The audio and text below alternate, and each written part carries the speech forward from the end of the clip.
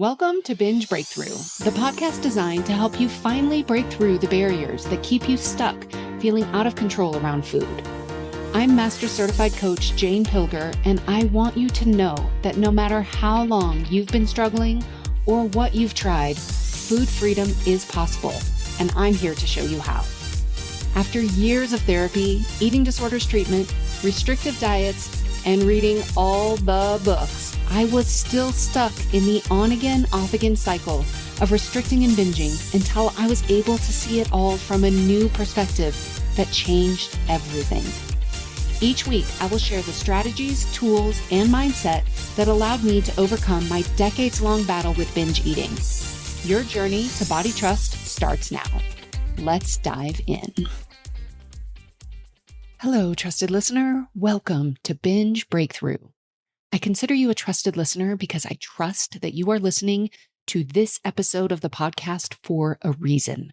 I trust that you are going to hear something today that is insightful and impactful on your journey with food. And with today's topic, I believe this is going to be insightful and impactful on your journey in life.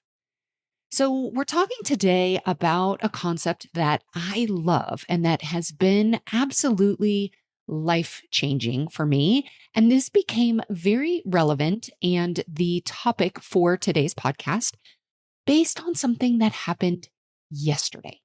So yesterday I was on a coaching call with one of my private clients, and we were discussing basically making mistakes. In this particular instance, my client had made a mistake at work. And we were talking about, with our mistakes, how we respond to ourselves. So she had made a mistake at work. She had apologized to the other person. The other person accepted the apology, really did not seem to be too impacted by the mistake. But the person who was really impacted was my client, the person who had made the error. So she went on to kind of really beat herself up. And the internal dialogue went on about, you shouldn't have done that. I can't believe you did that. All of the kind of like negative blame, shame, judgment that often happens internally in our minds, where she was making this mistake out to be so much bigger in her mind than it actually was for the other person who was on the other end of the mistake. So then she went on to share, I got home and I was exhausted. I was way more depleted than I usually am after a full day of work. Then we went on to talk about how then that shows up for her at home. So one of the things that she's working on right now, and that a lot of my clients work on specifically, is the internal dialogue. So many of us have a very negative internal dialogue, a negative internal critic. I will reference in the show notes, I'll reference a previous podcast episode I did pretty early in the podcast, addressing one of the top reasons why we binge, which is a negative internal dialogue. And so I'll reference that episode if you want to listen a little bit more about that. But one of the things that we do when I work with clients is basically we've got to first become aware of it. We have to understand and realize, oh, wow, I really do say a lot of harsh things to myself. I really do blame myself. Now, what we start doing when we look at this is we start looking, just noticing. We don't even have to change it yet. Just start noticing where, if you make a mistake, how does that show up internally in your mind, in the conversation that happens inside your head? Do you have a harsh internal critic? So just notice. We don't have to change it. We have to become aware of it first. I have said so many times on this podcast, and if you keep listening to this podcast, you'll hear it so many more times. We can't change what we aren't aware of. So if we can become aware first, what happens in my mind, what's going on, and when I am harsh to myself, when I blame myself, when I shame myself, when I judge myself for making these mistakes, how then does that show up in the rest of my life? Does that show up? How does it show up with food? How does it show up in my relationship, in how I interact with other people in my other relationships who are important to me? Just get curious. Again, we just want to open up to awareness. We're not trying to judge or blame ourselves because that might just keep us further in the cycle. But can we just turn up the volume on awareness? Just really hearing and understanding what we're saying to ourselves. I know for me, I used to be so harsh whenever I would make a mistake, whether we're talking about an error at work, any type of mistake. Now, I would be so harsh with myself because I had such high expectations for myself. I wanted myself to be perfect, and I did not want anybody to see me in any way other than this very curated experience that I wanted to create for other people. I didn't want anybody to see me making mistakes or doing things wrong or seeing me as less than or weak or stupid or whatever the case. Now, I wasn't really aware of this. This was just running in the background. And so when I would make a mistake, I would often beat myself up. And when I would beat myself up, then I would end up binging because I didn't want to be around that negative talk, that negative self-talk. The only way I knew how to get away from it was to binge and to disconnect.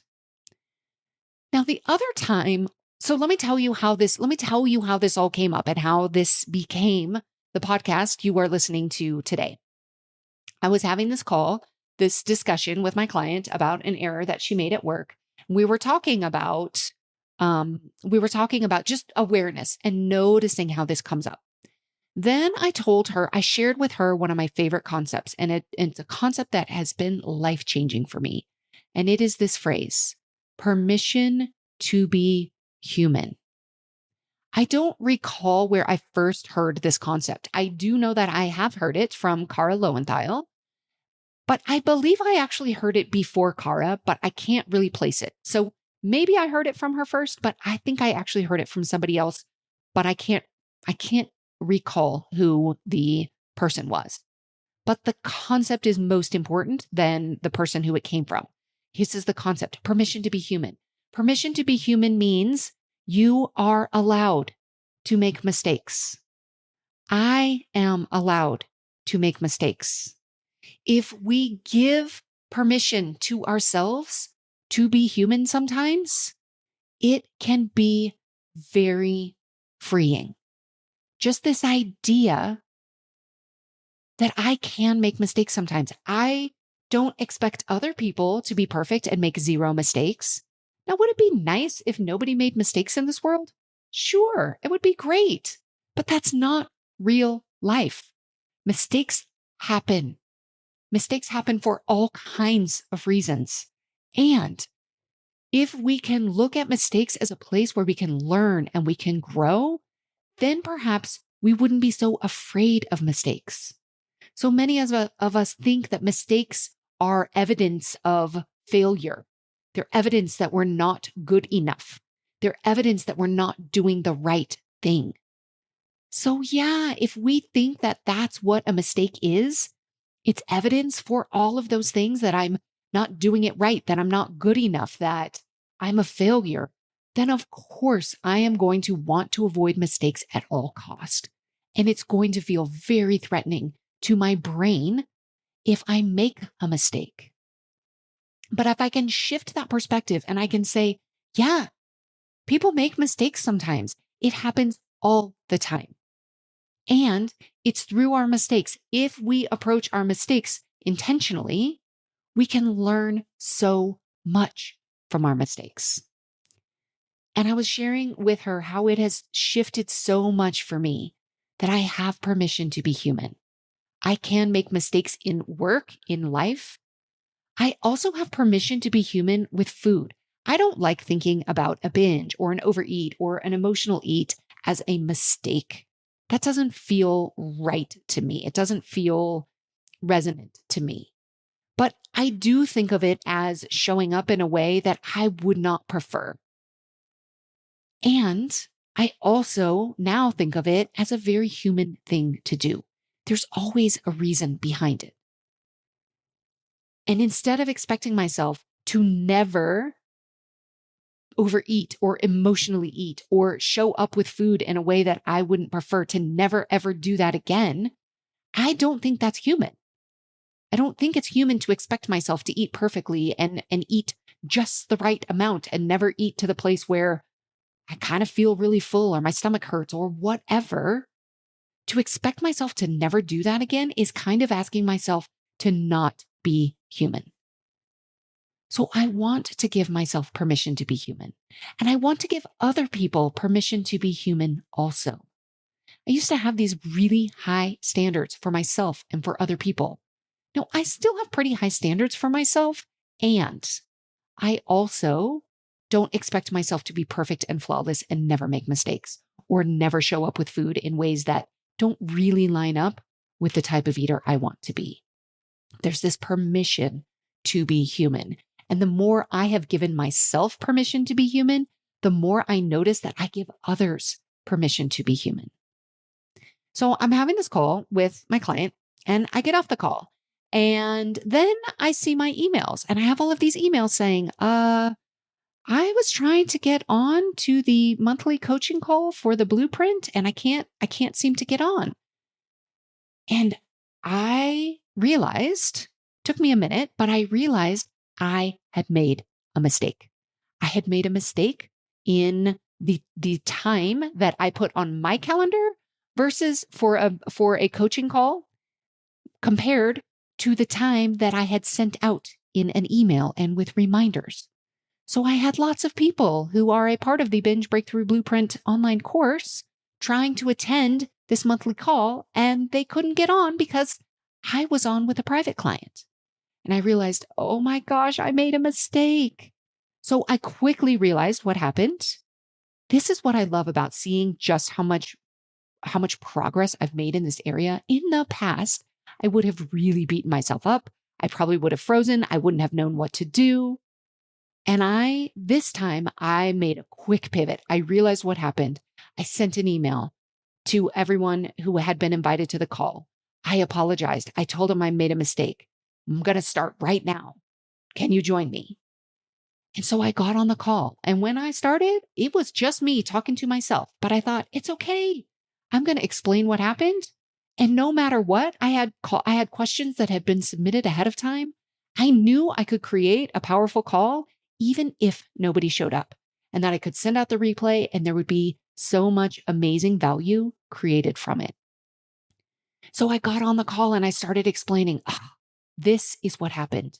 This is how it makes sense. And I started talking to them about how I view now, how I look at and I go through when mistakes happen, and how similar it is to going through and reviewing the process after a binge or an overeat or a time where you show up with food in ways that you really would prefer not to. So it starts with making sense. How does it make sense that I made this mistake? And so I explained how it made sense and why that error showed up on my calendar. If I was talking about food, it's like, how does it make sense that I showed up with food in this way? We can look at all of the ways it makes sense. Then the next thing we do with food, is we look at needs. We assess and address the needs. What were my needs in the moment? What are my needs right now? Now, in this case, with this error from last night, the needs were addressed. We have the needs of the people who were wanting to get this coaching call.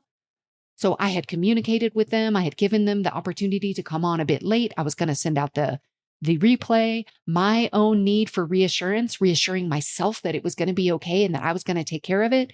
That was all addressed. The next part is to learn the lesson. What lesson do I learn from this mistake?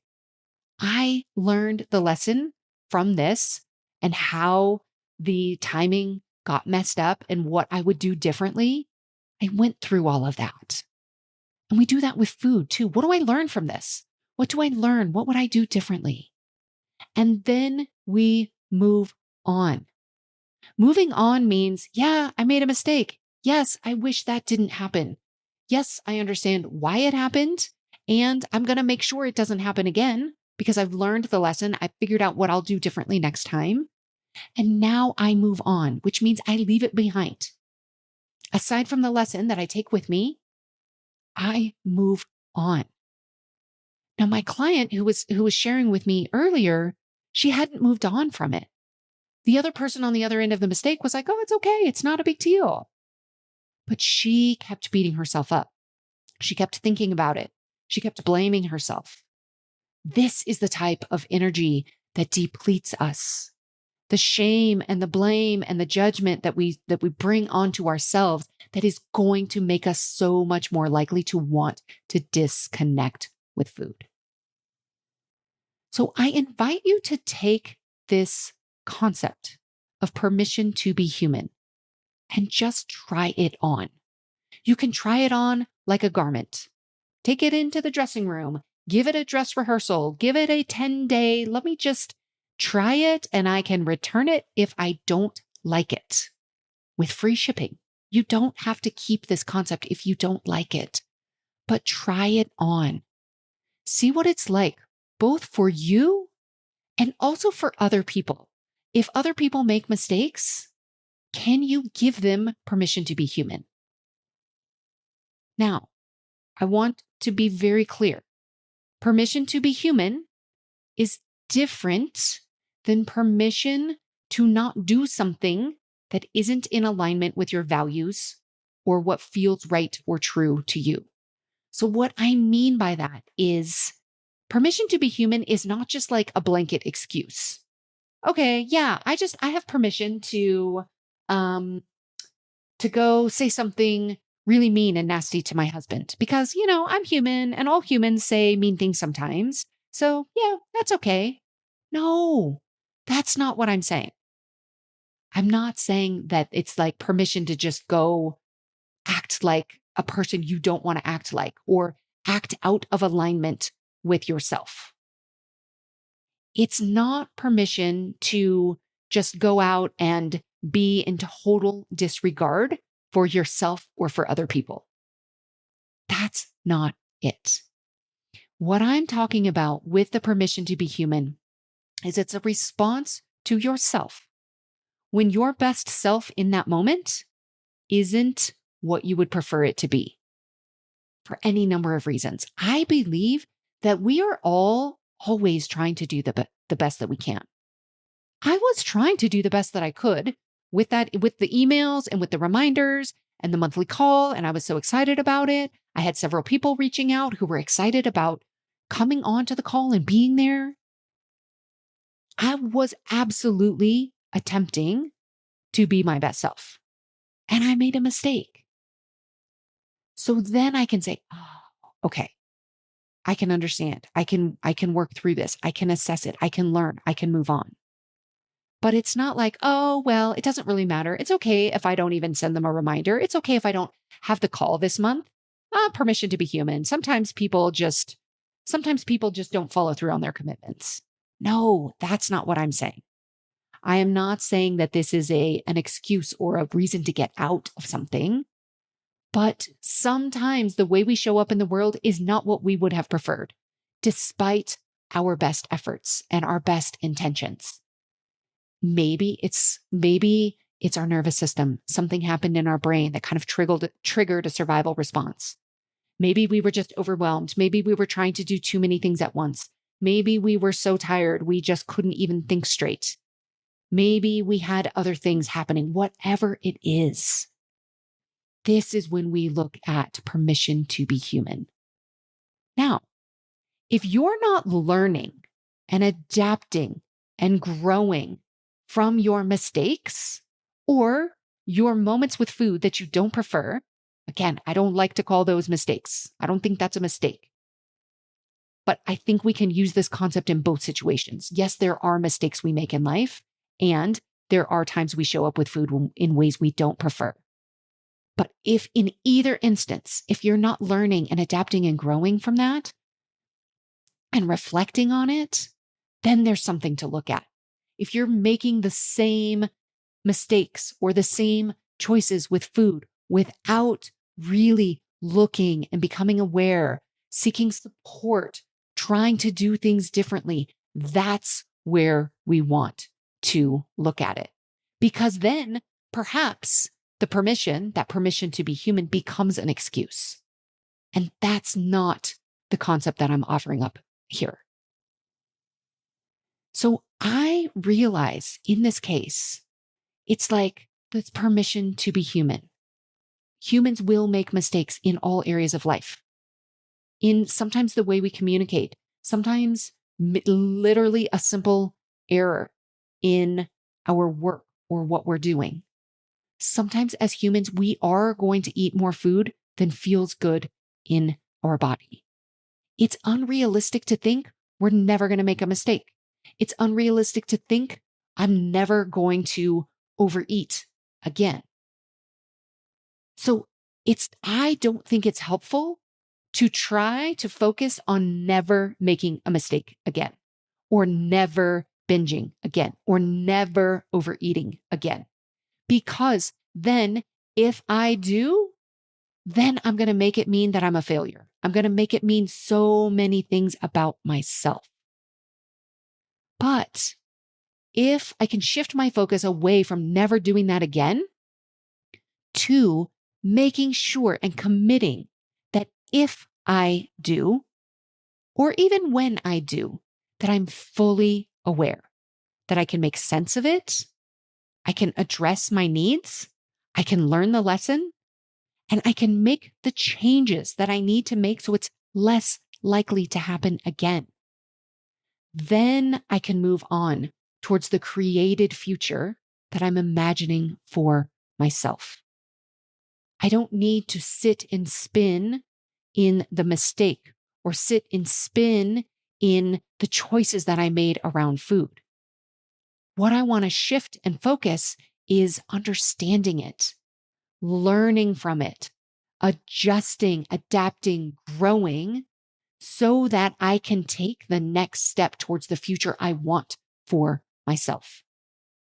That's the most powerful thing, is living into the created future. The only way we get to our created future and the vision we have for ourselves is by making mistakes, by learning from them, by growing, by adapting, by changing and shifting, and then moving on to the very next step. So I invite you to try on this concept, permission to be human, and see how this concept might help you take even more steps towards that created future for yourself. And if you want to learn more about this idea of a created future, listen to last week's episode on a created future versus a default future. If you can bring in this concept of permission to be human while also holding a vision for a created future, these two concepts together are powerful. All right, that's what I have for you today. I'll see you next week. If you like what you're hearing on the podcast, you will want to be sure to follow me on Substack. There, you'll find additional articles, discussion, and a library of all of the podcast episodes to help you on your journey with food. You can also access deep dive workshops and get behind the scenes audio and video that will help you understand and overcome your food struggles. Find me under The Peaceful Eater at janepilger.substack.com. I'll see you there.